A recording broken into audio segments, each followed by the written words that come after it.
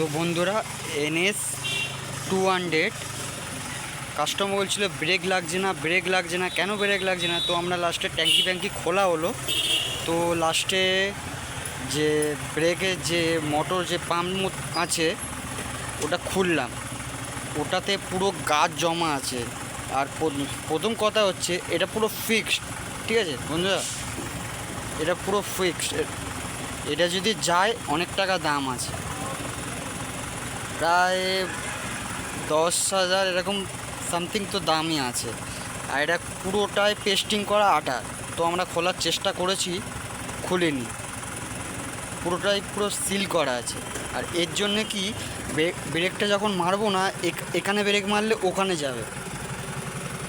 NS 200 বিষয়টা হচ্ছে এইটাই। আর এটা পরিষ্কার করে দেখেছি, ঠিক আছে, হাওয়া মেরে দেখেছি, এই যে পরিষ্কার করে দেখি এখন লাগিয়ে ব্রেকটা কেমন কি হয়। একটা সামনে ডিস্কে আছে আর একটা হচ্ছে পায়ের আছে সঙ্গে।